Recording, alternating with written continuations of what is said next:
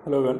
भारतीय अर्थव्यवस्था का आज से हम यहाँ पर रिवीजन स्टार्ट कर रहे हैं। तो घटना चक्र से रिवीजन सीरीज़ के अंतर्गत तो भारतीय अर्थव्यवस्था में आज के 3 टॉपिक का जो आपको दिए गए थे टारगेट के रूप में, उन्हीं का हम यहाँ पर आज उससे से संबंधित प्रश्न लेंगे। तो आप सभी यहाँ पर जल्दी से उपस्थित हो जाएं और वीडियो को यहाँ पर आपको सारे क्वेश्चन अटेम्प्ट करने हैं, जैसा कि हम हर एक वीडियो में करते आए हैं। अभी तक हमने 3 सब्जेक्ट अब तक कंप्लीट किए हैं और ये चौथे वीक में हम चौथे सब्जेक्ट को लेकर यहाँ पर अपना रिवीजन स्टार्ट कर रहे हैं। तो आई होप आप सभी यहाँ पर प्रिपेयर्ड होंगे इंडियन इकोनॉमी के सीरीज़ के लिए और यहाँ पर इसको अच्छे से यहाँ पर आप सभी यहाँ पर पूरी सीरीज़ को ज्वाइन करेंगे। इस पूरे वीक में हम इंडियन इकोनॉमी को कंप्लीट करने वाले हैं और डेली बेसिस के टारगेट आपको दिए जाएंगे, टॉपिक दिए जाएंगे और उनको आपको पढ़ के आना है। और इसके बाद यहाँ पर मॉर्निंग में 8 से 9, देखिए टाइमिंग थोड़ा चेंज हुआ है, 8 से 9 यहाँ पर मॉर्निंग में ये वीडियो आपको मिल जाएंगी।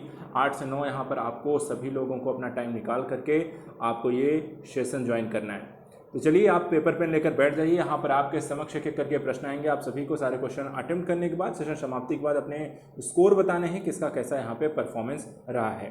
उसके बाद इसका रिवीजन करना है और आगे की टॉपिक्स को पढ़ना है। तो चलिए आज का अपना पहला प्रश्न लेते हैं। पिछड़े देशों के लिए रोलिंग प्लान का सुझाव किसके द्वारा दिया गया था? जी मिडल द्वारा, W.S. लेविस के द्वारा, R.S. नरगसे द्वारा या A. सैमुअल्सन के द्वारा? क्वेश्चन नंबर 1 का आंसर बताइए। ABCD में इसका राइट आंसर क्या है? पिछड़े देशों के लिए रोलिंग प्लान का जो सुझाव दिया गया था वो किसके द्वारा यहाँ पे दिया गया था?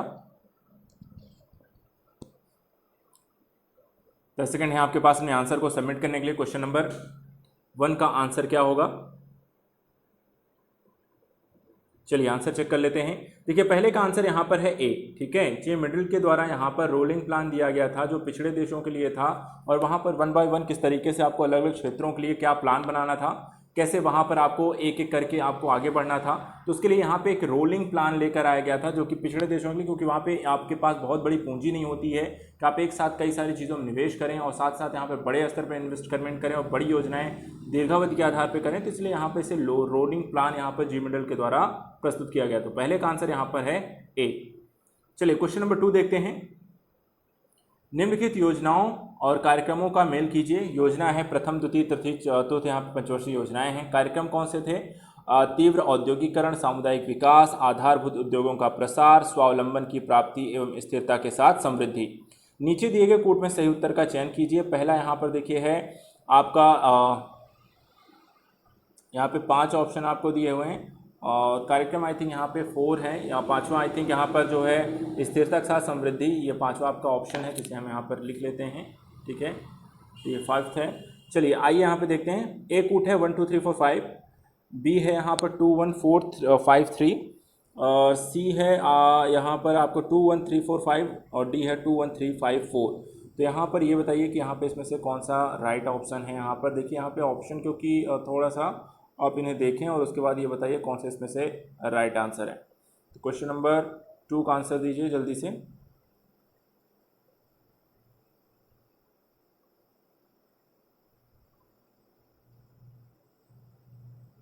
चलिए क्वेश्चन नंबर 2 का यहाँ पे आंसर चेक करते हैं जल्दी से। यहाँ पर सभी लोग आप लोग क्वेश्चन को आंसर को सबमिट करेंगे। क्वेश्चन नंबर 2 का आंसर दीजिए जल्दी से जल्दी, यहाँ पे आप सभी लोग इसे सबमिट करें। क्वेश्चन नंबर 2,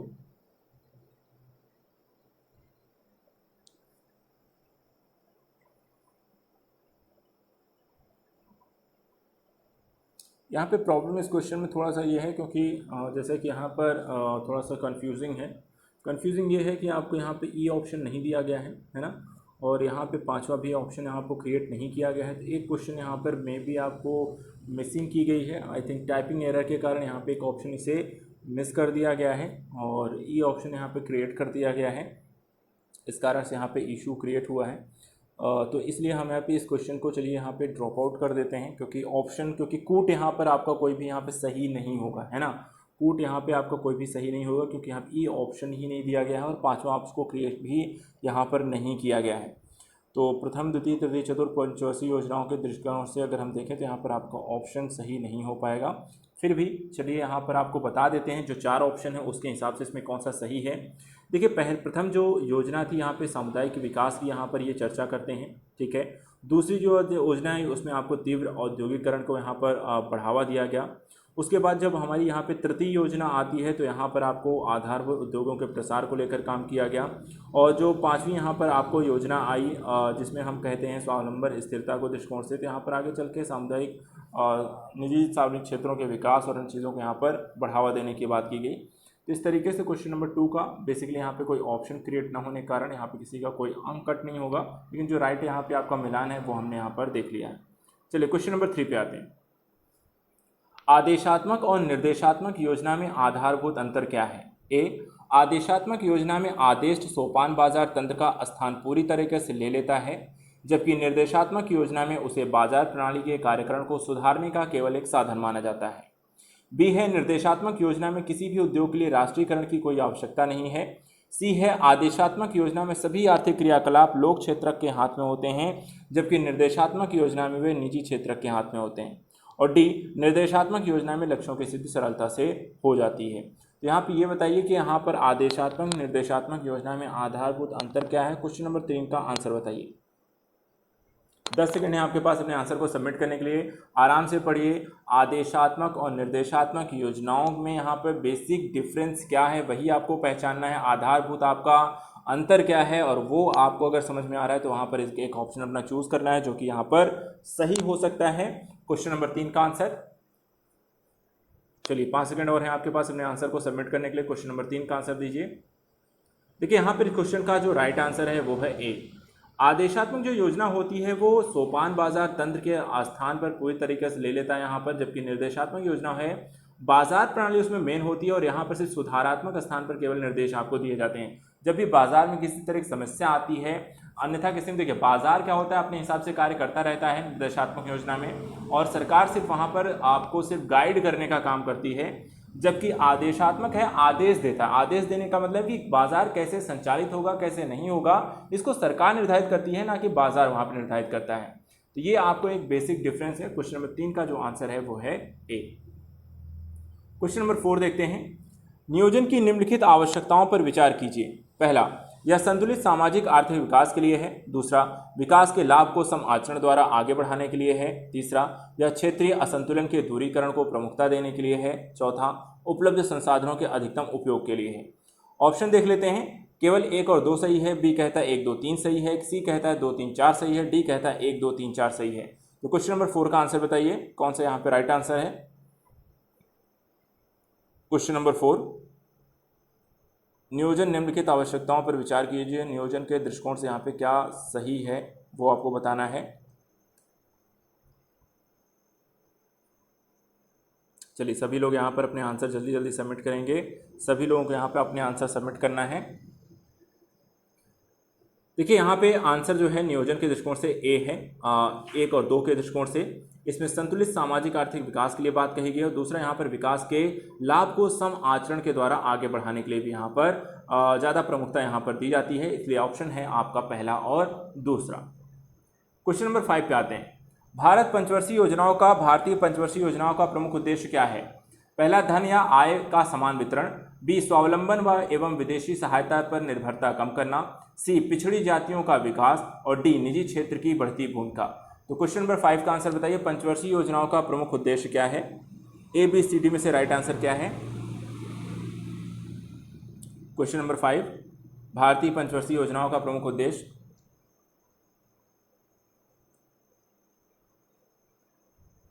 चलिए फटाफट यहाँ पे आंसर दीजिए, 5 सेकंड में अपने, ज़्यादा समय नहीं लेना है। भारतीय पंचवर्षीय योजनाओं का आसान क्वेश्चन है। पंचवर्षीय योजनाओं को लेकर काफ़ी बार आपने पढ़ा होगा। यहाँ पे इस क्वेश्चन का आप आंसर गलत नहीं करेंगे, है ना। तो पंचवर्षीय योजनाओं के यहाँ पर क्या प्रमुख उद्देश्य है, जल्दी से बताएं।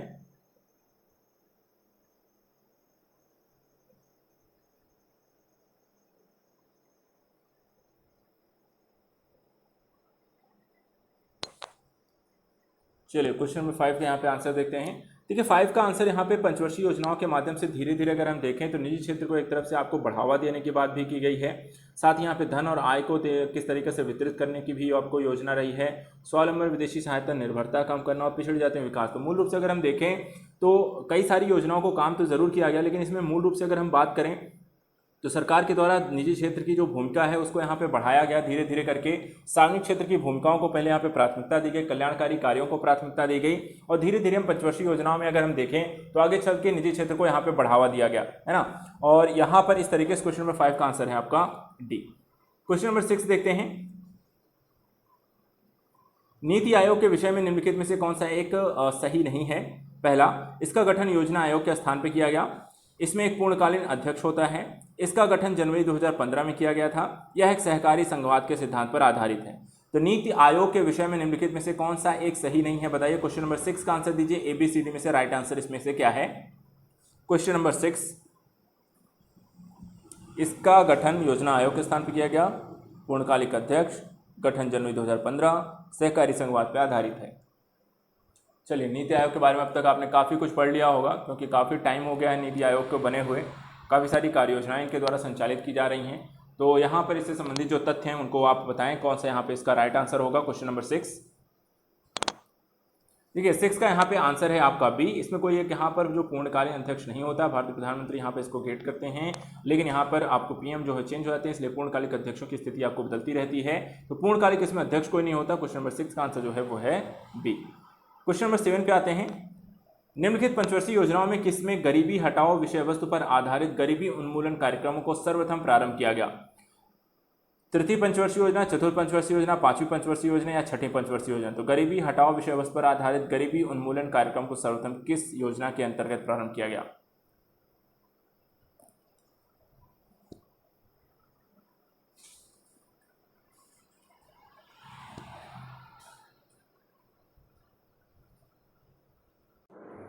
चलिए आंसर यहाँ पे चेक कर लेते हैं। क्वेश्चन नंबर 7 का देखिए यहाँ पे आपका आंसर है आपका सी, पांचवी पंचवर्षीय योजना के अंतर्गत। ठीक है, क्वेश्चन नंबर 7 का आंसर है आपका सी। जितने लोगों ने लगाया है आपका सी आंसर यहाँ पर सही है। आज ना क्वेश्चन नंबर 8 पर, निम्नलिखित घटनाओं पर ध्यान दें तथा इन्हें कालक्रम में व्यवस्थित करें। गरीबी हटाओ, बैंकों का राष्ट्रीयकरण, हरित क्रांति का प्रारंभ। नीचे दिए कूट में से सही उत्तर को चयन कीजिए। ए है 1 2 3, बी है 3 2 1, सी है 2 1 3 और डी है 3 1 2। तो बताइए यहाँ पर सही क्रम में लगाने के पश्चात इस क्वेश्चन का आंसर क्या होगा।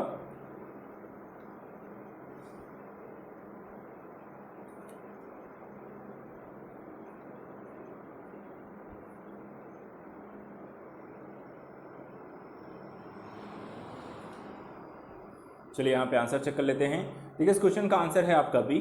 ठीक है, सबसे पहले हरित क्रांति प्रारंभ की गई, बैंकों का राष्ट्रीयकरण फिर किया गया और उसके बाद गरीबी हटाओ जैसी योजनाएं लेकर आई गई। क्वेश्चन नंबर 8 का आंसर है 3 2 1। ठीक है, 8 का आंसर है यहाँ पर बी, 3 2 1। क्वेश्चन नंबर 9 देखते हैं। 12वीं पंचवर्षीय योजना के संदर्भ में कौन सा बिंदु सही नहीं है। पहला, 8% वास्तविक GDP विकास दर, 4% कृषि विकास दर, प्रति व्यक्ति उपभोक्ता निर्धनता 10% से तक कम करना, डी उपरोक्त सभी। क्वेश्चन नंबर 9 का आंसर बताइए। ABCD में इसका राइट आंसर क्या है। क्वेश्चन नंबर 9, क्वेश्चन नंबर 9 का आंसर यहाँ पे बताइए कौन सा यहाँ पे सही है। 8% वास्तविक GDP विकास दर, 4% कृषि विकास दर, प्रति व्यक्ति उपभोक्ता निर्धनता 10% से कम करना, उपरोक्त सभी। क्वेश्चन नंबर 9 का आंसर बताइए कौन सा बिंदु है जो कि 12वीं पंचवर्षीय योजना संदर्भित नहीं है। चलिए क्वेश्चन नंबर देखते हैं यहाँ पर 9। क्वेश्चन नंबर 9 के देखिए यहाँ पे जो आंसर है आपका वो है ए। ठीक है, क्या है यहाँ पर ए जो है 8% वास्तविक GDP विकास दर, ये यहाँ पर नहीं है। बाकी यहाँ पर आपको दोनों चीज़ें इसमें सही हैं। क्वेश्चन नंबर 9 का आंसर यहाँ पर है ए। चलिए आते हैं क्वेश्चन नंबर 10 पे। इंडिया विजन 2020 किसके द्वारा तैयार किया गया। SP गुप्ता समिति, पंच समिति, मल्होत्रा समिति या नरसिम्हा समिति। इंडिया विजन 2020 किसके द्वारा तैयार किया गया, जल्दी से बताएं। इंडिया विजन 2020 किसके द्वारा तैयार किया गया। क्वेश्चन नंबर 10 का आंसर दीजिए। क्वेश्चन नंबर 10, इंडिया विजन किसके द्वारा तैयार किया गया। ABCD में इसका राइट आंसर क्या है। चलिए आंसर चेक कर लीजिए। यहाँ पर देखिए तो आपका इस क्वेश्चन का जो आंसर है वो है आपका, जितने लोगों ने ए के साथ गए हैं सबका सही है। आंसर है आपका SP गुप्ता, ए ऑप्शन यहाँ पर राइट है। SP गुप्ता के द्वारा इंडिया विजन 2020 तैयार किया गया। आते हैं क्वेश्चन नंबर 11 में।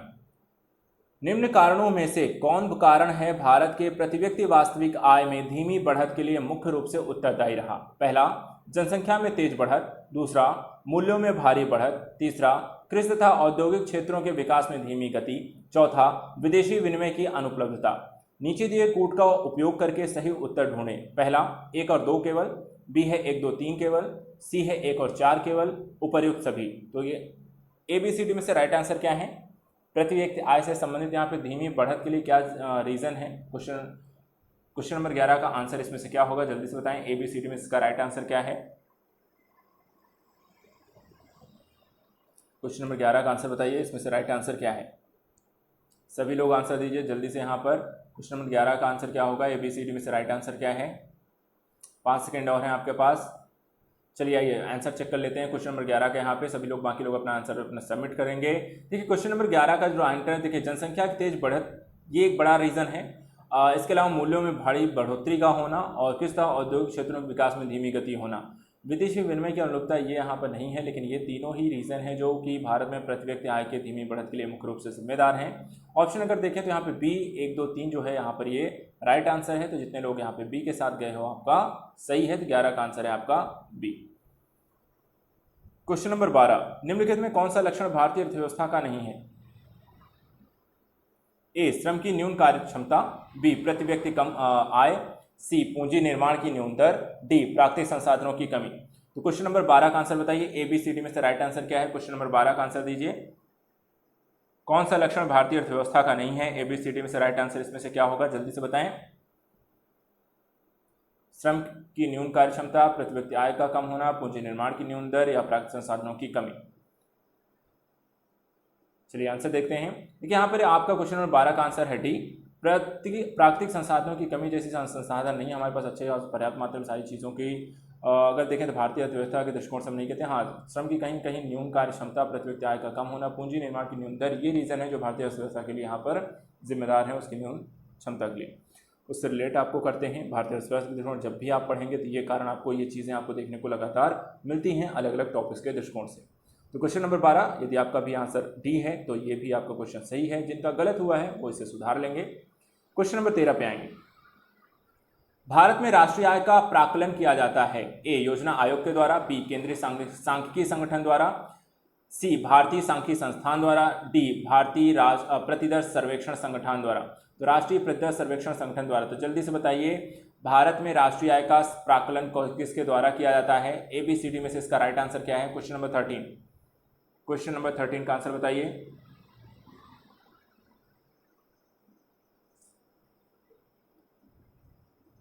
चलिए आसान है, ज़्यादा समय नहीं लेंगे, जल्दी सभी लोग अपने आंसर सबमिट करेंगे। इसके लिए सिर्फ 5 सेकंड यहाँ पर दिए जाएंगे। इस क्वेश्चन के लिए ज़्यादा समय नहीं, क्योंकि बहुत आसान क्वेश्चन है। आप सब यहाँ पर इसका राइट आंसर जानते हैं। चलिए फटाफट करिए, लास्ट के कुछ सेकंड और हैं। देखिए यहाँ पे क्वेश्चन नंबर 13 का जो राइट आंसर है, जितने लोगों ने बी लगाया है सबका सही है। CSO के द्वारा यहाँ पर आपको, CSO के द्वारा यहाँ पर आपको राष्ट्रीय आय का यहाँ पर प्राकलन किया जाता है। तो राइट आंसर है आपका बी। जितने लोग लगाए से सही कर लेंगे। चलिए क्वेश्चन नंबर 14 पे आते हैं। निम्न कारण से GNP में श्रम की भागीदारी कम है। ए मजदूरी की तुलना में कीमतें कम है, कीमत की तुलना में लाभ कम है, लाभ की तुलना में कीमतें कम है, कीमतों की तुलना में मजदूरी कम है। तो निम्न कारण कौन से कारण है जो GNP अर्थात सकल राष्ट्रीय उत्पाद में श्रम की भागीदारी के निम्न कारण क्या है? ठीक है, जल्दी से बताएं GNP में श्रम की भागीदारी कम क्यों है, इसका मेन रीजन क्या है? क्वेश्चन नंबर यहाँ पे 14 का आंसर बताइए।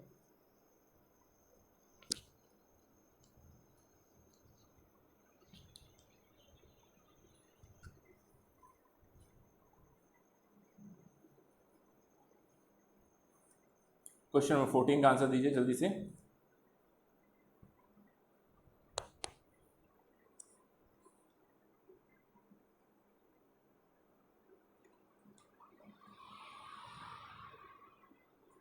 चलिए आंसर देखिए यहाँ पर, इसका आंसर है डी। जितने लोगों ने लगाया है, कीमतों की तुलना में जो मजदूरी है वो यहाँ पर काफ़ी कम होती है और इसके कारण कहीं ना कहीं आपको GNP भी आपको यहाँ पर कम दिखाई देती है, उसमें श्रम की भागीदारी भी आपको कम दिखाई देती है। तो क्वेश्चन नंबर 14 का आंसर आपका है डी। जितने लोगों ने लगाया है तो यहाँ पर सही है। अगर गलत हुआ है तो यहाँ पर आप आंसर अपना सही कर लेंगे। क्वेश्चन नंबर 15, भारत में ग्रामीण आय प्रायः नगरीय आय से कम है। इसके लिए निम्नलिखित में से कौन से कारण जिम्मेदार हैं?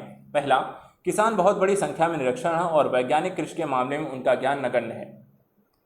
दूसरा, विनिर्मित उत्पादों की तुलना में प्राथमिक उत्पादों का मूल्य कम होता है। तीसरा, उद्योगों में निवेश की तुलना में कृषि में निवेश कम हुआ है। नीचे दिए कूट में से सही उत्तर को चयन कीजिए। पहला है 1 2 3, दूसरा है 1 2, सी है 1 3 और डी है 2 3। तो जल्दी से बताइए, भारत में ग्रामीण आय प्राय नगरीय आय से कम है, इसके लिए कौन कौन से कारण जिम्मेदार हैं। क्वेश्चन नंबर 15 का आपके पास यहाँ पर 10 सेकंड है आंसर देने के लिए। ABCD में से इसका राइट आंसर क्या है? सभी लोग यहाँ पर जल्दी जल्दी अपने आंसर को सबमिट करेंगे। क्वेश्चन बताइए जल्दी से यहाँ पर इसका राइट आंसर क्या होगा। राइट आंसर बताइए इसमें से कौन सा सही है। भारत में ग्रामीण आय प्राय नगरीय आय से कम क्यों है? क्वेश्चन नंबर 15 का आंसर दीजिए।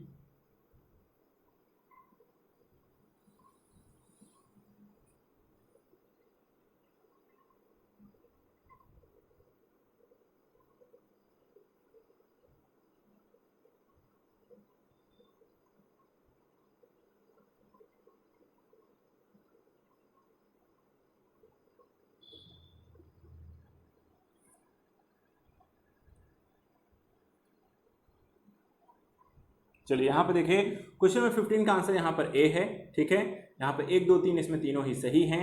ये तीनों ही रीजन है जो आपकी ग्रामीण आय में जो होते हैं आपकी नगरीय आय से कम है। क्वेश्चन नंबर 15 का जितने लोगों ने आंसर यहाँ पे ए टिक किया है, यहाँ पर आपका आंसर सही। क्वेश्चन नंबर 16 देखते हैं। निम्नलिखित में कौन से मुख्य कारणों से भारत में प्रति व्यक्ति आय में वृद्धि की दर धीमी है? पहला, उच्च पूंजी उत्पादन अनुपात, दूसरा जनसंख्या वृद्धि की ऊंची दर, तीसरा पूंजी निर्माण की ऊंची दर, चौथा वित्तीय घाटे का ऊंचा स्तर। सही उत्तर का चयन नीचे दिए कूट से कीजिए। ए है 1 2 3 4, बी है 2 3 4, सी है 1 4 और डी है 1 2। तो जल्दी से बताइए, भारत में जो प्रति व्यक्ति आय में वृद्धि की दर धीमी है उसके पीछे का रीजन क्या है? ABCD में से कौन सा सही कारण है? जल्दी से बताइए।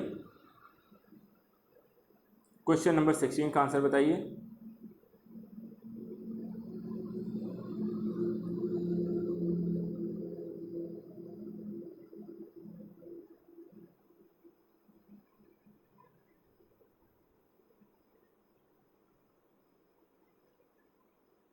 चलिए आंसर यहाँ पे देख लेते हैं। देखिए यहाँ पे इसका आंसर है 16 का डी है। ठीक है, पहला और दूसरा यहाँ पे दोनों ही रीज़न है जो भारत में प्रति व्यक्ति आय में वृद्धि की जो दर है उसका नीचे होने के कारण है उच्च पूंजी उत्पादन अनुपात और जनसंख्या वृद्धि की ऊंची दर। तो 16 का डी यदि आपने लगाया है तो आपका ये आंसर सही है। आइए क्वेश्चन नंबर 17 देखते हैं। भारत का राष्ट्रीय आय का प्रथम मापन किसके द्वारा किया गया? विलियम डिग्बी, दादा भाई नौरोजी, MG रनाडे या VKRV राव के द्वारा। तो भारत का राष्ट्रीय आय का प्रथम मापन किसके द्वारा किया गया? क्वेश्चन नंबर 17, भारत में राष्ट्रीय आय का प्रथम मापन किसके द्वारा किया गया? जल्दी से बताइए।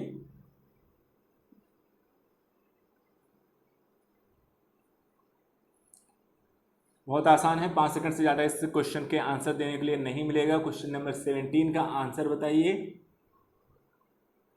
जल्दी बताएं। क्वेश्चन नंबर 17 का आंसर कौन सा राइट आंसर है इसमें से?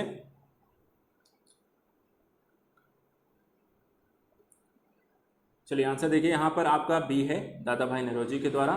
ठीक है, 1867 में तो भारत के राष्ट्रीय आय का प्रथम जो आकलन किया गया था दादा भाई नौरोजी के द्वारा किया गया था। क्वेश्चन नंबर 17 का आंसर है आपका बी। आते हैं क्वेश्चन नंबर 18 में। गांधीवादी अर्थव्यवस्था किस पर आधारित है? प्रतिस्पर्धा पर, न्यास पर, राज्य नियंत्रण पर, इनमें से किसी पर भी नहीं। तो गांधीवादी अर्थव्यवस्था के बारे में बताइए, गांधीवादी अर्थव्यवस्था किस पर आधारित है?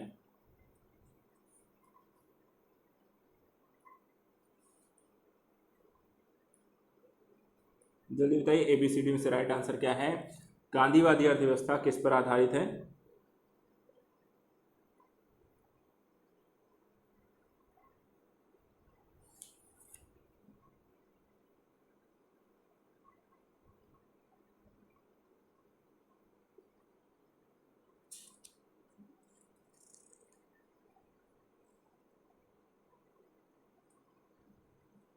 चलिए आंसर देखिए, यहाँ पर न्यास पे आधारित है, बी आंसर है। गांधीवादी अर्थव्यवस्था के लिए यहाँ पर न्यास प्रणाली को मान्यता दी गई थी, एक ट्रस्टीशिप के माध्यम से यहाँ पे इसे चलाने की बात की गई थी। तो क्वेश्चन नंबर 18 का जो आंसर है वो है आपका बी। क्वेश्चन नंबर 18 का आंसर है आपका बी। चलिए नेक्स्ट देखते हैं क्वेश्चन नंबर 19। राष्ट्रीय आय निरूपित करता है? ए, बाजार कीमतों पर सकल राष्ट्रीय उत्पाद मूल्य ह्रास घटाकर, बी, बाजार कीमतों पर सकल राष्ट्रीय उत्पाद मूल्य ह्रास घटाकर विदेश से प्राप्त निवल कारक आय को जोड़कर, सी, बाजार कीमतों पर सकल राष्ट्रीय उत्पाद मूल्य ह्रास और अप्रत्यक्ष करों को घटाकर सब्सिडी जोड़कर, या डी, बाजार कीमतों पर सकल राष्ट्रीय उत्पाद विदेश से प्राप्त निवल कारक आय घटाकर। तो राष्ट्रीय आय किस चीज को निरूपित करता है? क्वेश्चन नंबर यहाँ पर 19 का आंसर दीजिए। क्वेश्चन नंबर 19 का क्या आंसर है? चलिए क्वेश्चन नंबर 19 का आंसर दिए। क्वेश्चन नंबर 19 के इसमें से राइट आंसर क्या होगा? पद राष्ट्रीय आय निरूपित किस चीज़ को करता है? 5 सेकंड आपके पास और है इस क्वेश्चन का आंसर देने के लिए। 5 सेकंड है, जल्दी से बताएं। चलिए आंसर चेक कर लीजिए। यहाँ पर यदि आपने इस क्वेश्चन का आंसर सी लगाया है तो सही है, क्योंकि राष्ट्रीय आय जब भी हम गणना करते हैं तो वहाँ पर बाजार कीमतों पर सकल राष्ट्रीय उत्पाद लेते हैं। उस उत्पाद को बनाने के लिए जो भी मूल राशि हुआ है और अप्रत्यक्ष जो कर उस पर लगाए गए हैं उन सभी चीज़ों को इसमें से हम घटा देते हैं, प्लस सरकार के द्वारा उस उत्पाद को बनाने के दौरान या उसको खरीदने के दौरान जो भी यहाँ पर छूट या सब्सिडी दी गई है उसको हम उसमें जोड़ देते हैं, और इस तरीके से जो प्राप्त हुआ वो हमारी राष्ट्रीय आय कहलाती है। तो क्वेश्चन नंबर 19 का आंसर है आपका सी।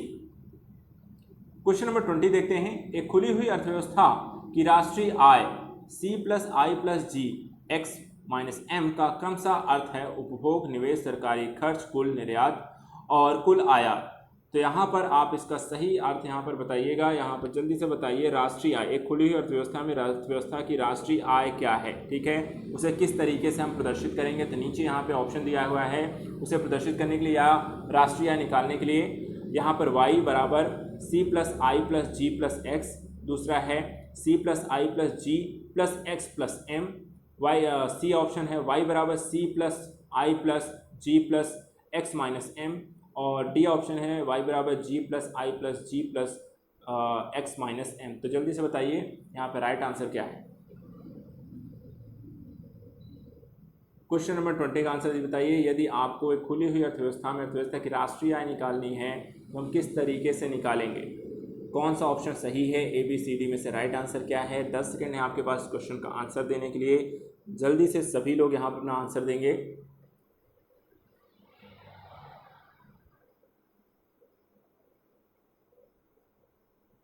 चलिए क्वेश्चन नंबर 20 का आंसर देखते हैं। जब भी हमें राष्ट्रीय आय निकालनी है, क्या करेंगे? आपको सबसे पहले यहाँ पे कुल निर्यात में से कुल आयात को हम माइनस कर देंगे।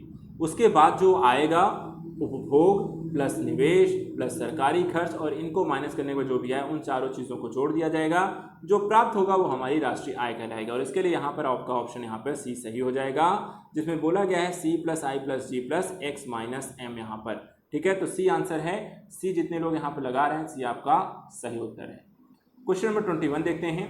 हरा सूचकांक विकसित किया गया है संयुक्त राष्ट्र पर्यावरण कार्यक्रम के द्वारा, अंतर्राष्ट्रीय मुद्रा कोष के द्वारा, विश्व बैंक के द्वारा, उपयुक्त में से किसी के द्वारा नहीं। तो बताइए हरा सूचकांक किसके द्वारा विकसित किया गया? क्वेश्चन नंबर 21 का आंसर दीजिए।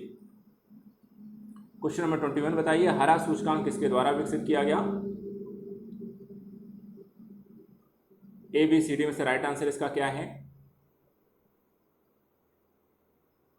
चलिए आंसर चेक कर लेते हैं। देखिए यहाँ पे हरा सूचकांक विकसित करने वाली संस्था का नाम है आपका विश्व बैंक। आंसर है आपका सी। तो हरा सूचकांक किसके द्वारा विकसित किया गया है? यहाँ पर आपको विश्व बैंक के द्वारा, जो विभिन्न देशों के द्वारा ग्रीन टेक्नोलॉजी जो भी आप कार्य कर रहे हैं उस दौरान वहाँ पे एनवायरमेंटल इश्यूज़ को आप किस तरीके से हैंडल करते हैं, कैसे वहाँ पे उसके लिए कार्य करते हैं, अर्थात उद्योग या विकास साथ साथ पर्यावरण की स्थिति। तो हरा सूचकांक यहाँ पर क्वेश्चन नंबर 21 आपका विश्व बैंक के लिए है, द्वारा विकसित किया गया। तो 21 का आंसर है आपका सी। चलिए नेक्स्ट क्वेश्चन की ओर बढ़ते हैं। क्वेश्चन नंबर 22, जोखिम पूंजी से क्या तात्पर्य है? ठीक है, जोखिम पूंजी से क्या तात्पर्य है? पहला, उद्योगों को उपलब्ध कराई गई अल्पकालीन पूंजी। बी, नए उद्यमियों को उपलब्ध कराई गई दीर्घकालीन प्रारंभिक पूंजी। सी है उद्योगों को हानि उठाते समय उपलब्ध कराई गई निधियां। डी, उद्योगों के प्रतिस्थापना एवं नवीकरण के लिए उपलब्ध कराई गई निधियां। तो क्वेश्चन नंबर 22 का आंसर बताइए। ए बी सी डी में से इसका राइट आंसर क्या है? क्वेश्चन नंबर 22,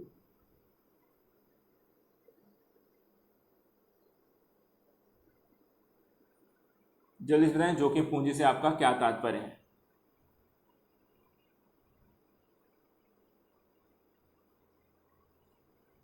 चलिए यहाँ पे आंसर चेक कर लीजिए। जोखिम पूंजी हम उसे कहते हैं जब भी हम किसी नए उद्यमी को, जिसके बारे में कोई क्रेडिट आपके पास नहीं है, और ऐसे उद्यमी को जो नया है, जिसके पास कोई बैंक बैलेंस या पहले से कोई खाता या पहले किसी प्रकार को प्रोजेक्ट उसने कंप्लीट नहीं किया है, और ऐसे उद्यमी को जब आप दीर्घकालीन स्तर पर छोटा मोटा ऋण नहीं दे रहे हैं तो बड़ा ऋण उपलब्ध कराएं, दीर्घकालीन स्तर पर उसे आप प्रारंभिक पूंजी आप देते हैं, तो कई बार होता है ऐसे पूंजी के डूबने के चांसेस ज़्यादा होते हैं और इसलिए हम इसे बोलते हैं जोखिम पूंजी। तो क्वेश्चन नंबर 22 का आंसर है आपका बी। नेक्स्ट क्वेश्चन आता है, एंजिल का नियम निम्नलिखित में से किसकी व्याख्या करता है? मांग की ऋणात्मक आय लोच की, बी मांग की धनात्मक आयलोच की, सी मांग की शून्य आयलोच की, डी ऊंची मांग की आड़ी लोच की। तो क्वेश्चन नंबर 23 ABCD में से राइट आंसर क्या है? एंजिल का नियम किससे संबंधित है? जल्दी से बताइए। एंजिल का नियम किससे संबंधित है? क्वेश्चन नंबर 23 का आंसर दीजिए। ABCD में से क्या राइट है यहाँ पर? देखिए क्वेश्चन नंबर 23 का आंसर चेक कर लीजिए सभी लोग। बाकी लोग जिन्होंने आंसर दे दिया है, जो लोग नहीं दे रहे हैं तो यहाँ पर सबमिट जरूर करें। क्वेश्चन नंबर 23 का आंसर है आपका बी मांग की धनात्मक आय लोच। क्या है? मांग की धनात्मक आय लोच से संबंधित है। तो क्वेश्चन नंबर 23 का आंसर आपका यहाँ पर है बी। चलिए क्वेश्चन नंबर 24 देखते हैं। ब्रेक इवन बिंदु क्या है? ठीक है, ब्रेक इवन बिंदु क्या है? ए है वह स्थिति जब फर्म लाभ कमा रही हो, बी वह स्थिति जब फर्म को हानि हो रही हो, सी वह स्थिति जब फर्म को ना लाभ हो ना हानि हो, और डी इसका लाभ हानि से कोई संबंध नहीं है। तो जल्दी से बताइए यहां पर। क्वेश्चन नंबर 24 का राइट आंसर इसमें से क्या है? ABCD में से इसका राइट आंसर क्या है? ब्रेक इवन बिंदु क्या है? ABCD में से राइट आंसर आप बताइए जल्दी से। क्वेश्चन नंबर 2 का आंसर 24 का आंसर बताइए। चलिए आंसर देखते हैं यहाँ पर। क्वेश्चन नंबर 24 का आंसर है आपका सी वह स्थिति जब फर्म को ना लाभ हो और ना हानि की स्थिति हो, तब हम कहते हैं ब्रेक इवन बिंदु। ठीक है, क्या बोलते हैं इसे? ब्रेक इवन बिंदु या पॉइंट इसे बोलते हैं, ब्रेक इवन पॉइंट बोलते हैं। वह स्थिति जब कोई फर्म को लाभ और हानि ना हो तो इसे हम इकोनॉमिकल टर्म में ब्रेक इवन पॉइंट बोलते हैं। चलिए क्वेश्चन नंबर 25 अर्थशास्त्र में उत्पादन है ए वस्तु का निर्माण, बी वस्तु में उपयोगिता का सृजन, सी उद्योगों की स्थापना, डी उपर्युक्त सभी। तो अर्थशास्त्र में उत्पादन का क्या तात्पर्य है? अर्थशास्त्र में उत्पादन है क्या है? जल्दी से बताइए। क्वेश्चन नंबर 25 का आंसर दीजिए।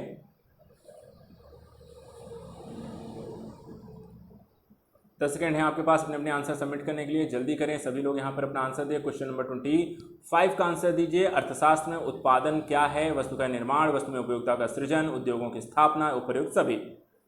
चलिए आंसर यहाँ पे देखिए, सभी लोग मिलान कर लीजिए अपने अपने आंसर का, कितने लोगों का सही है। तो ये है आंसर आपका यहाँ पर बी सही है, वस्तु में उपयोगिता का सृजन। तो अर्थशास्त्र में उत्पादन से तात्पर्य है वस्तु में उपयोगिता का सृजन करना। तो क्वेश्चन नंबर 25 का आंसर जितने लोगों ने बी टिक किया है ये आपका सही हो गया। अगर गलत हुआ है तो उसे सुधार लेंगे। क्वेश्चन नंबर 26 देखते हैं। उत्पादन फलन एक फर्म को यह बताता है, उत्पादन फलन एक फर्म को यह बताता है ए एक इकाई की क्या लागत है, बी एक निश्चित मात्रा में किसी वस्तु के उत्पादन के लिए उत्पादन के साधनों के क्या क्या विभिन्न संयोग संभव हैं, सी एक निश्चित मात्रा के उत्पादन के लिए उत्पत्ति के विभिन्न साधनों को लगाने का सर्वोत्तम ढंग क्या है, या डी फर्म की अधिकतम लाभ की अवस्था। तो क्वेश्चन नंबर 26 का आंसर दीजिए। ABCD में से राइट आंसर क्या है? क्वेश्चन नंबर 26 ABCD में से उत्पादन फलन एक फर्म को यह बताता है, क्या बताता है? जल्दी से बताएं आंसर। क्वेश्चन नंबर 26 का आंसर दीजिए। चलिए आंसर यहां पर चेक कर लीजिए। देखिए यहाँ पे इसका आंसर है एक उत्पादन फलन फर्म को बताता है, यह बताता है कि एक निश्चित मात्रा में किसी उत्पादन के लिए उसके साधनों के में क्या क्या विभिन्न सहयोग संभव हो सकते हैं। तो क्या क्या कह सकते हैं कि आपको किसी भी वस्तु के उत्पादन में क्या क्या संभावनाएं हो सकती हैं, किस तरह के संयोग आपको बनेंगे, ये सारी चीजें आपको कौन बताता है? उत्पादन फलन। तो क्वेश्चन नंबर 26 का यदि आपने यहाँ पे बी टिक किया है तो ये भी आपका क्वेश्चन यहाँ पर हो गया है सही। तो 26 का आप यहाँ पे बी टिक करिए। क्वेश्चन नंबर 27 उत्पत्ति ह्रास नियम के अंतर्गत उस औसत उत्पादन घटता है और कुल उत्पादन भी घटता है, और सीमांत उत्पादन क्या होगा? ठीक है, धनात्मक, ऋणात्मक, शून्य, उनमें से कोई नहीं। उत्पत्ति ह्रास के नियम के अंतर्गत यहाँ पे जल्दी से बताइए इस क्वेश्चन का आंसर क्या होगा? क्वेश्चन नंबर 27 का आंसर बताइए। क्वेश्चन नंबर 27 का आंसर बताइए। ABCD में से क्या राइट आंसर होगा? जल्दी बताएं। क्वेश्चन नंबर 27 का आंसर दीजिए।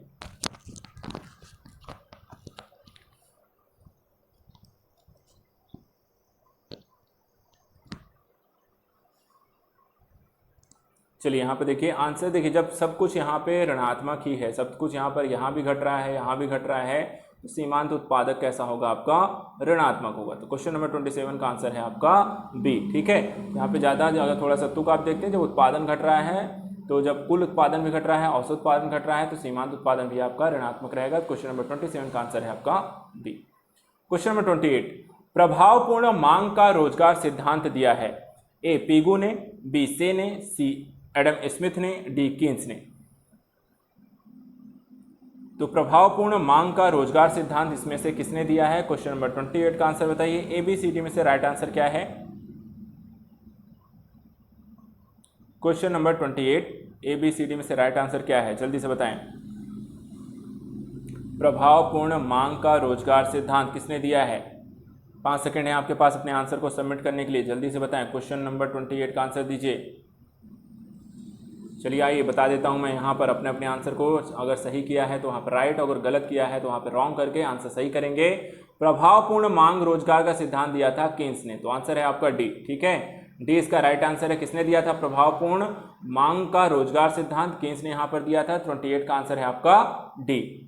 क्वेश्चन नंबर 29 बताइए, किसी राष्ट्र के आर्थिक कल्याण की दृष्टि से कौन सा बाजार सर्वोत्तम है? ए एकाधिकार, बी मजदूरी कोष सिद्धांत, सी मजदूरी का जीवन निर्वाह सिद्धांत और डी है मजदूरी का सीमांत उत्पादकता सिद्धांत। तो किसी राष्ट्र के आर्थिक कल्याण की दृष्टि से कौन सा बाजार यहाँ पे सर्वोत्तम है? क्वेश्चन नंबर 29 का आंसर दीजिए। ए बी सी डी में से राइट आंसर क्या होगा? क्वेश्चन नंबर 29, किसी राष्ट्र के आर्थिक कल्याण की दृष्टि से कौन सा बाजार सर्वोत्तम है? एकाधिकार, मजदूरी कोष, मजदूरी का जीवन निर्वाह या मजदूरी का सीमांत उत्पादकता।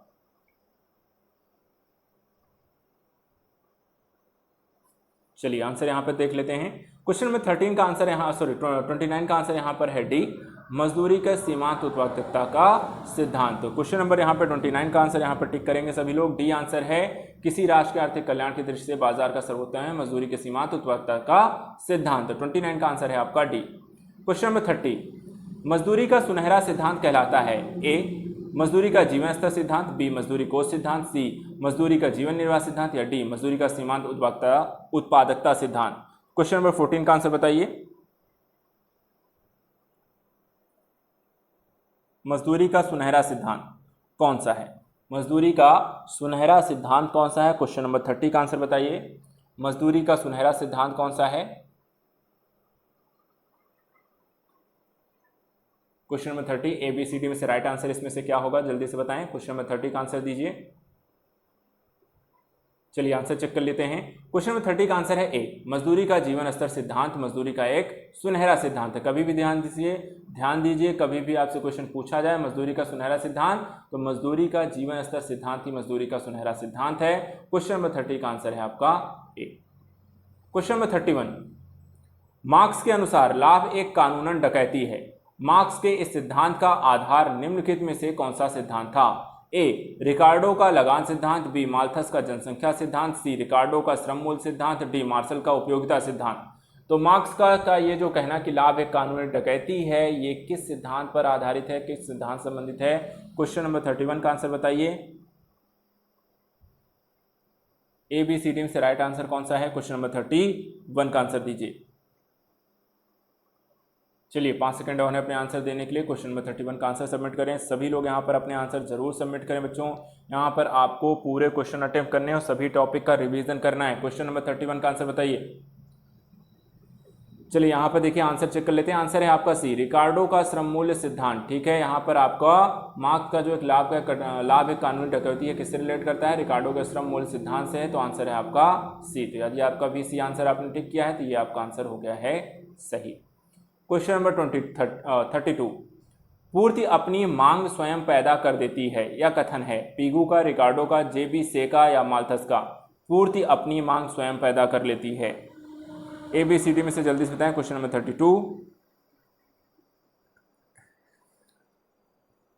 पूर्ति अपनी मांग स्वयं पैदा करती है। क्वेश्चन नंबर 32 का आंसर दीजिए। ए बी सी डी में से इसका राइट आंसर क्या है? Pigou, Ricardo, JB Say, Malthus. A B C D में से राइट आंसर बताइए। चलिए अपने अपने आंसर यहाँ पे मिलान कर लीजिए, बाकी लोग अपने आंसर आप सबमिट करते रहेंगे। क्वेश्चन नंबर देखिए 32 का आंसर है आपका सी JB के द्वारा दिया गया। किसके द्वारा दिया गया? तो यहाँ पर ध्यान रखिएगा, पूर्ति अपनी मांग स्वयं पैदा कर लेती है, कथन किसका है? तो JB का कथन है। क्वेश्चन नंबर 32 का आंसर है आपका सी। क्वेश्चन नंबर 33, कीन्सवादी रोजगार सिद्धांत को कहते हैं? ए प्रभावपूर्ण मांग का सिद्धांत, बी प्रभावपूर्ण पूर्ति का सिद्धांत, सी उपभोग का सिद्धांत, डी विनियोग का सिद्धांत। तो क्वेश्चन नंबर 33 का आंसर दीजिए, कीन्सवादी रोजगार सिद्धांत को क्या कहते हैं? ABCD में से राइट आंसर दीजिए।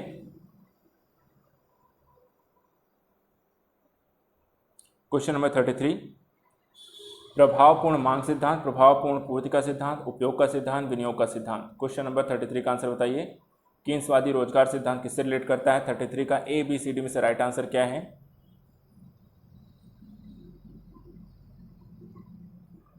चलिए आंसर देख लेते हैं। यहाँ पर सभी लोग अपना अपना आंसर यहाँ पर टिक कर लीजिए। ए आंसर इसका है।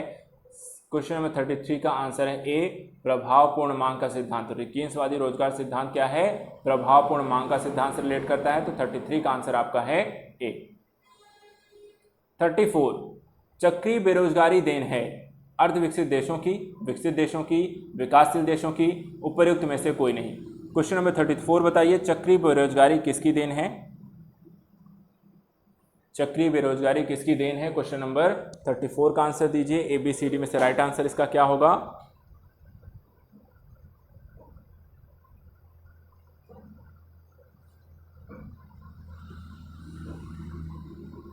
चलिए आंसर यहाँ पे देखिए, ये आपको 34 का आंसर है बी, विकसित देशों की चक्रीय बेरोजगारी किसकी देन है आपकी? तो आंसर है आपका बी, विकसित देशों के द्वारा चक्रीय बेरोजगारी यहाँ पर आपकी देन है। तो 34 का आंसर सभी लोग टिक कर लीजिए। 34 का आंसर आपका है डी। 35 आते हैं, गिनी गुणांक माप है निवेश की उत्पादकता की, पारिवारिक जोत पर घरेलू सदस्यों की अल्प बेरोजगारी की, व्यापारिक बैंकों में गौण तथा प्राथमिक जमा के बीच अनुपात की, डी आय के वितरण में समानता व असमानता की। तो क्वेश्चन नंबर 35 बताइए, गिनी गुणांक माप किससे रिलेट करता है? ABCD में से राइट आंसर बताइए। क्वेश्चन नंबर 35, 10 सेकंड है सभी के पास अपने आंसर को सबमिट करने के लिए।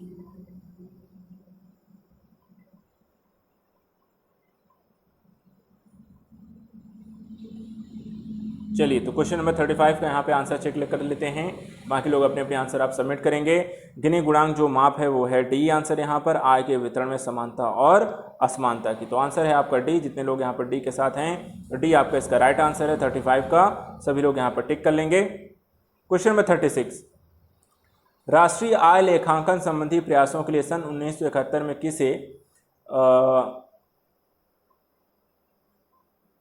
किसे नोबेल पुरस्कार प्राप्त हुआ? ठीक है, यहाँ पे जो है आपको जो क्वेश्चन है किसे नोबेल पुरस्कार मिला है, इसे मैं यहाँ पूरा कर देता हूँ। किसे नोबेल पुरस्कार यहाँ पर मिला है? ठीक है,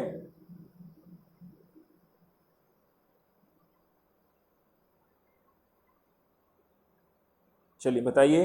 तो मार्शल, टॉबिन, फ्रॉडमैन या जॉनसन? ठीक है, जल्दी से बताइए यहाँ पर किसे मिला है राष्ट्रीय आय लेखांकन संबंधी प्रयासों के लिए सन 1971 में किसे नोबेल पुरस्कार प्राप्त हुआ? केन्स को, फिशर को, साइमन कुजनेट्स को यहाँ पर है, या फिर उपरोक्त में से किसी को नहीं? तो यहाँ पर देखिए आपका ऑप्शन जो है यहाँ पर आई थिंक सो इन्होंने कर दिया है थोड़ा सा,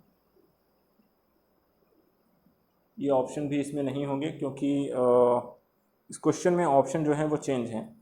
मैं ऑप्शन देखिए यहाँ पर आपका पहला जो है केन्स, क्वेश्चन नंबर 2 यहाँ पे जो ऑप्शन है फ्रेशर, 3 पर हैं आपके कुजनेट्स,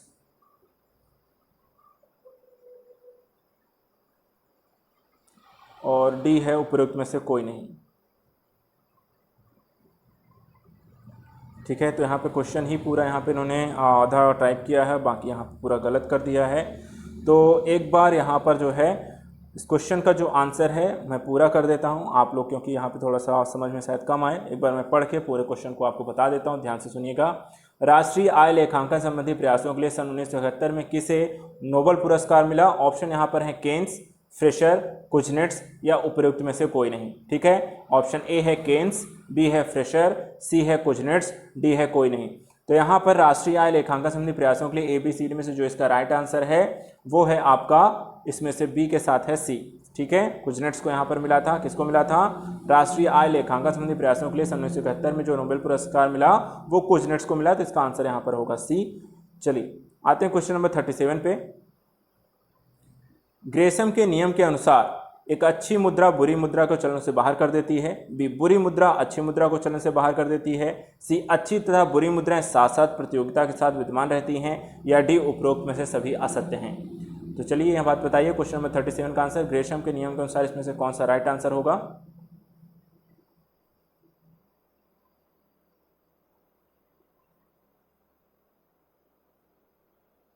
क्वेश्चन नंबर 37 का आंसर दीजिए, कौन सा यहाँ पे इसका राइट आंसर है। चलिए आसान सा क्वेश्चन है, काफ़ी बार इसे आप पढ़ चुके होंगे और इसका आंसर आप सभी को पता होगा। जल्दी से यहाँ पर अपने क्वेश्चन को सबमिट करेंगे। क्वेश्चन नंबर 37, चलिए आंसर देख लेते हैं। देखिए ग्रेशम का कहना था कि हमेशा एक बुरी मुद्रा जो होती है अच्छी मुद्रा चलन से बाहर कर देती है। रीज़न वैसा ही है कि आपके पास एक फटी नोट है और एक आपके पास अच्छी नोट है, तो आप हमेशा पहले जो फटी हुई नोट है, जो खराब नोट है, वो पहले आप मार्केट में चलाते हैं, उसे पहले लेन देन के लिए यूज़ करते हैं, उसके बाद आप अच्छी मुद्रा को रखते हैं। तो अच्छी मुद्रा हमेशा पॉकेट में बनी रहती है और बुरी मुद्रा आपको मार्केट में चलायमान रहती है।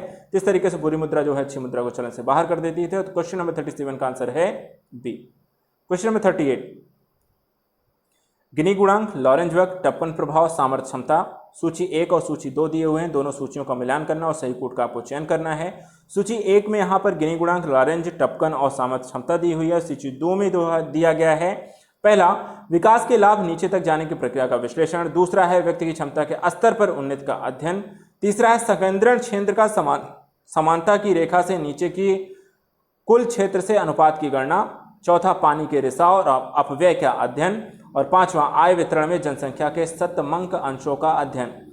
कूट क्या कहता है, ए है 3842, बी है 2513, सी है 3512 या डी है 2143। तो क्वेश्चन नंबर 38 का आप आराम से पढ़िए, समझिए, उसके पास आप इसका आंसर देंगे। पर्याप्त समय है, अच्छे से समझ लीजिए और उसके बाद यहाँ पे इस क्वेश्चन का आंसर दीजिए। तो क्वेश्चन नंबर 38 का आंसर दीजिए, कौन सा यहाँ पे इसका राइट आंसर होगा। जल्दी से यहाँ पे समझ लीजिए, उसके बाद इसका आंसर बताइए।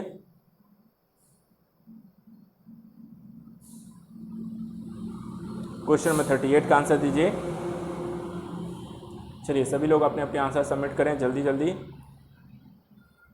चलिए 5 सेकंड और हैं आपके पास अपने आंसर देने के लिए। कौन से यहाँ पर गिनी गुणांक, लॉरेंज वक्र, टप्पन प्रभाव, सामर्थ्य क्षमता, ABCD में से इसका राइट आंसर क्या है। चलिए आइए देखते हैं अब इसका आंसर। देखिए गिनी गुणांक आपको नंबर 3 से संकेंद्रण क्षेत्र का समानता की रेखा से नीचे के कुल क्षेत्र से अनुपात की गणना को यहाँ पर मापते हैं। वहीं लॉरेंज वक्र की बात करें तो ये आपका क्या है, आय वितरण में जनसंख्या के सतमंक अंशों का अध्ययन करता है।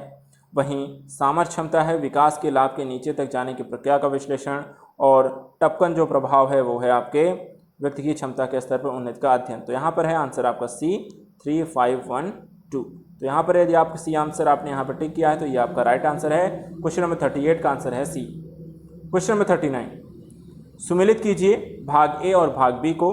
पहला है आवश्यक न्यूनतम प्रयास, हर्षमैन तथा सिंगर, बड़े झटके का सिद्धांत, नक्शे, संतुलित विकास का सिद्धांत, रोजे अस्सीन रोडान, असंतुलित विकास का सिद्धांत, हार्वे लिविस्टीन। तो यहाँ पर ABCD से ए है 1 2 3 4, बी है 3 1 2 4, सी है 4 3 2 1 और डी है 2 4 1 3। तो यदि आपने यहाँ पर इसे पढ़ा है, ऐसे सिद्धांतों के बारे में रिवीजन किया है, तो बताएं यहाँ पर इसका राइट आंसर क्या होगा। क्वेश्चन नंबर 39 का आंसर दीजिए।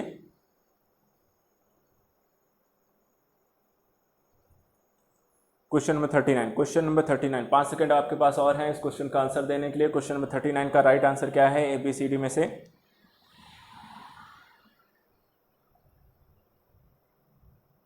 चलिए आंसर मैं यहाँ पे बता देता हूँ, आप सभी मिलान कर लीजिए। आवश्यक न्यूनतम प्रयास हार्वे लिविस्टीन के द्वारा दिया गया, बड़े झटके का सिद्धांत रोजेस्टीन रोडान के द्वारा, संतुलित विकास के सिद्धांत नक्शे के द्वारा और असंतुलित विकास सिद्धांत हर्षमैन और सिंगर के द्वारा। तो आंसर है आपका यहाँ पे C 4 3 2 1। यदि आप यहाँ पे C आपने लगाया है तो यहाँ पर आप क्वेश्चन नंबर 39 का आंसर है आपका C, जो कि सही है। क्वेश्चन नंबर 40, वह वक्र जो कर की दर एवं कुल कर के आय के संबंध को दर्शाता उसे कहते हैं। ओके, यहाँ पर फिर से एक बात, पूरा क्वेश्चन ही यहाँ पर गलत है, क्योंकि यहाँ पर आपका आंसर वक्र से रिलेटेड ही यहाँ पर इन्होंने नहीं दिया है। तो इस क्वेश्चन को चलिए यहाँ पर हम छोड़ देते हैं, क्योंकि आंसर यहाँ पर उन्होंने टाइपिंग काफ़ी एरर किया है आज, तो चलिए कोई नहीं। क्वेश्चन नंबर 41 को देखते हैं। मुद्रा वह धुरी है जिसके चारों ओर आर्थिक चक्कर लगाता है, यह कथन किसका है? पीगू ने, मार्शल ने, रॉबर्टसन ने, रॉम ने, किसने दिया था ये बताइए। मुद्रा वह कथन है जिसके चारों ओर आर्थिक चक्कर लगाता है, यह कथन किसका है? क्वेश्चन नंबर 41 का आंसर बताइए। ए बी सी डी में से राइट आंसर क्या है?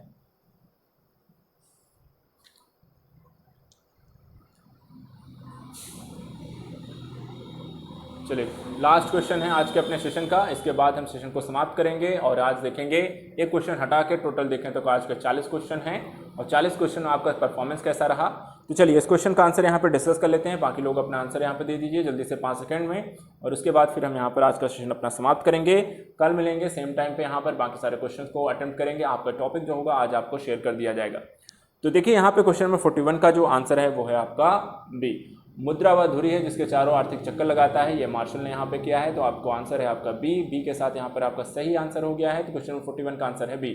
अब सभी लोग ये बताइए फटाफट यहाँ पर आप लोग सबमिट करिए। क्वेश्चन नंबर आज का सेशन हम 41 क्वेश्चन है लेकिन एक हमने ड्रॉप कर दिया, तो टोटल आपको 40 क्वेश्चन में किसके कितने राइट हैं, कितने रॉन्ग हुए हैं, कितने आपने स्किप किए हैं, परफॉर्मेंस कैसा रहा है, इसका आकलन करने के बाद जहां पर आपने गलतियां की हैं तो जाके आपको आज रिवीजन करना है। रिवीजन ये इसका भी कर लेना है 1-2 घंटे दे करके, और उसके बाद फिर आपको अगले टॉपिक में रिवीजन में लग जाना है।